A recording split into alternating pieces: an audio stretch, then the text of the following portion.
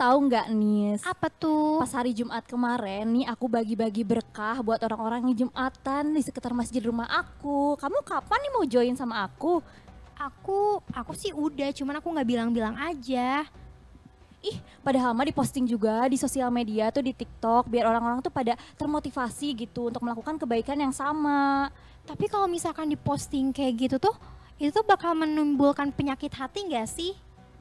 Ya, nggak Kamu tahu. kan ngelakuinnya bukan karena Allah, tapi kayak mau dilihat sama semua orang aja. Ih, kamu seuzon gitu. Gimana kalau misalnya kita langsung tanya aja Pak Ustadz? Tapi sebelum itu kita sapa dulu nih pemirsa.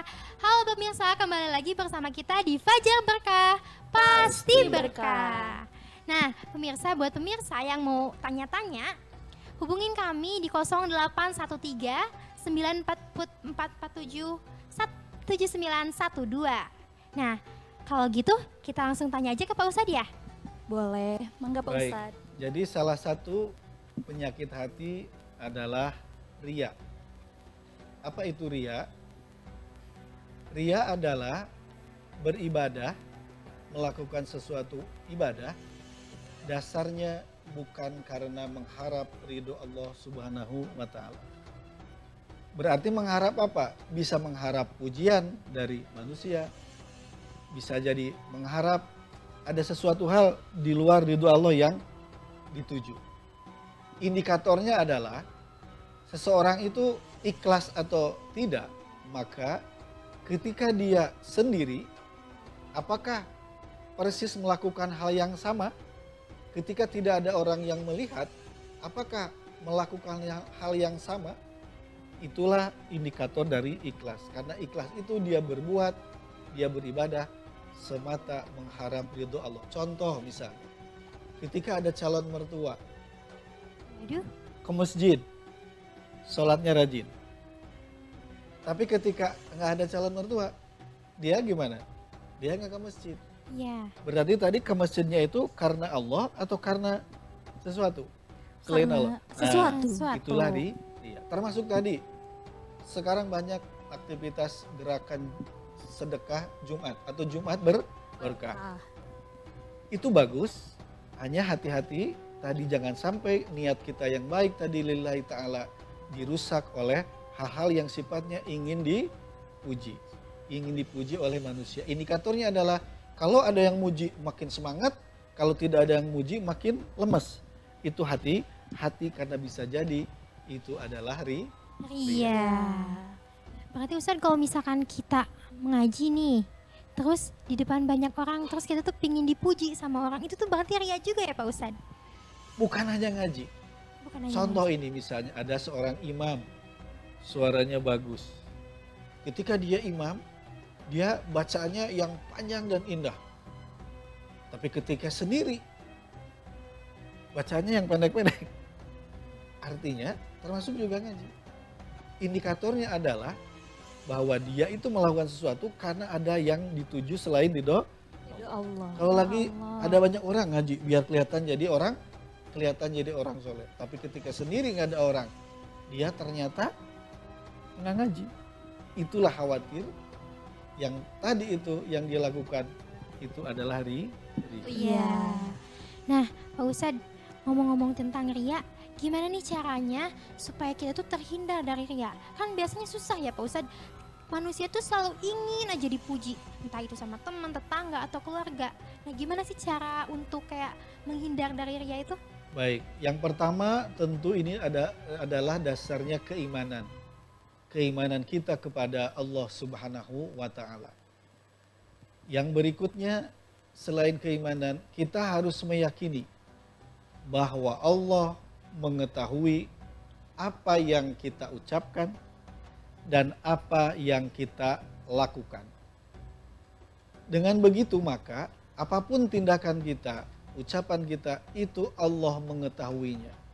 Karena Allah mengetahuinya, Allah mengawasinya, maka perbuatan kita semata-mata kita lakukan untuk Allah, karena Allah, lillahi ta'ala, karena juga kita diciptakan oleh Allah untuk hidup di dunia ini adalah untuk beribadah, mengabdi kepadanya. Sebagaimana ayat di Al-Fatihah yang sering kita baca, yaitu iyyaka na'budu wa iyyaka Iyyaka nasta'in. nasta'in. Hanya kepada Engkau saja ya Allah kami beribadah, dan hanya kepada Engkau saja ya Allah kami mohon pertolongan. Caranya tadi agar kita selalu bisa terhindar dari riya tentu adalah kita minta pertolongan kepada Allah agar dijaga tauhid kita, keimanan kita, keikhlasan kita, bahwa semata-mata hanya mengharap ridho Allah. Allah. Begitu ya. Nah, jadi kan Pak Ustadz nih kalau misalnya lagi main gitu ya sama teman-teman aku, misalnya lagi di tongkrongan gitu, terus ada teman aku tuh yang jahil gitu, ngejailin terus ke aku. Terus akunya tuh marah gitu. Itu tuh marah tuh termasuk salah satu sifat penyakit hati atau bukan sih Pak Ustadz? Ya, marah biasanya manusiawi dalam arti karena ada tindakan dari seseorang, ucapan, perbuatan dari seseorang yang mungkin menyinggung. Itu dari sisi manusia, kemanusiaan memang manusiawi. Tetapi Nabi Muhammad SAW mengajarkan la taghdab, jangan marah, kamu jangan marah. Nabi Muhammad SAW sudah mencontohkan, bahkan ada orang yang meludahi beliau, yang menghina beliau, yang menyebut beliau itu gila, bahkan juga ada yang mau membunuh beliau, tetapi beliau karena sudah dihindari dari sifat marah itu, maka beliau masih mengedepankan sifat apa? Sifat kasih sayang. Di dalam Al-Quran ada di dalam surat Ali Imran ayat 134 bahwa orang bertakwa itu salah satunya adalah wal kadhiminal ghaidha, yang mampu menahan amarahnya, wal afina anin nas, dan memaafkan manusia. Jadi kuncinya adalah walaupun mungkin kita dihina, diejek, kita lihat tuntunan dari Allah Subhanahu wa taala, contoh dari Nabi Muhammad sallallahu alaihi wasallam, maafkanlah. Maafkanlah aku gitu ya, kalau adalah maksudnya apa? Maafkanlah kesalahan orang lain.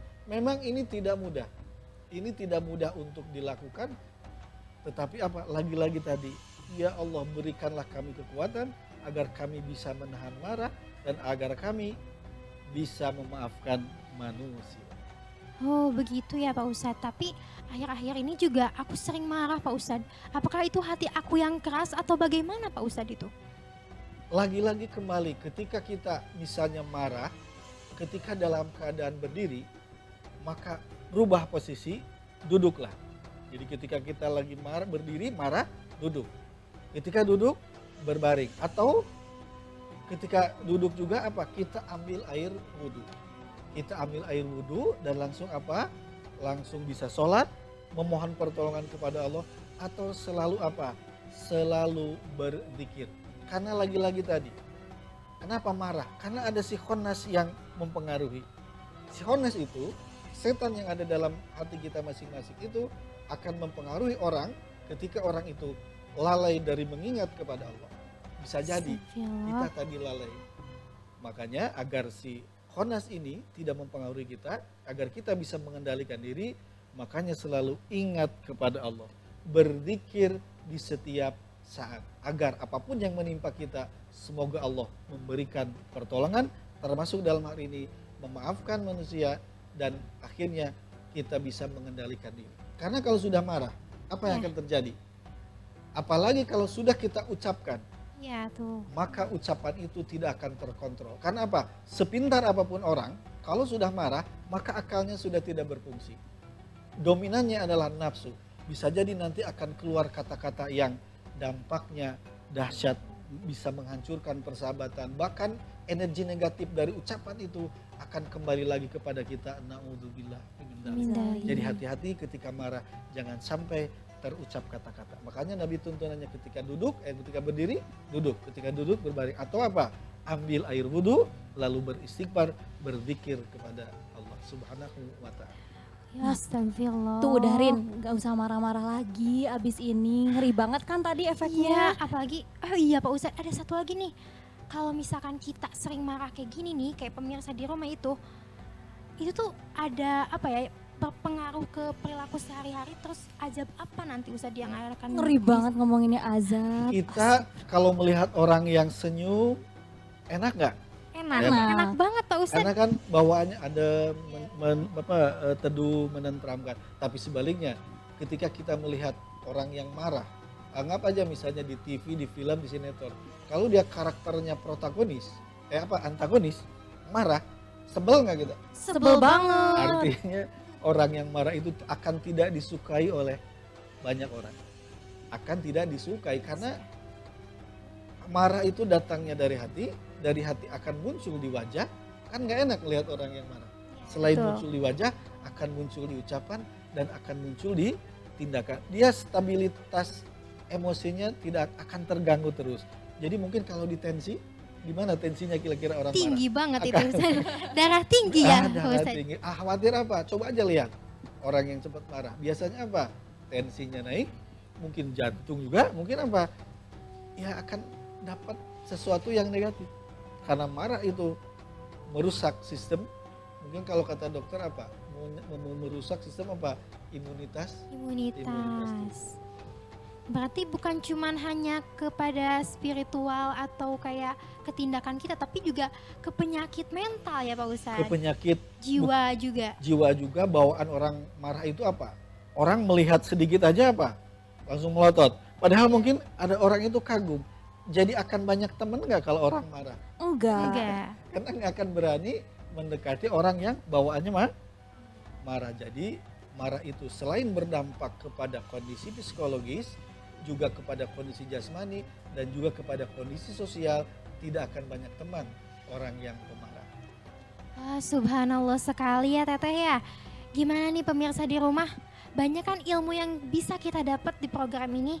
Nah tapi buat pemirsa yang mau tanya-tanya ke kita, hubungin kita di 0813-9447-7912. Dan setelah ini kita akan lanjut lagi ya. Tapi jangan kemana-mana dulu nih. Tetap di Fajar Berkah, pasti berkah.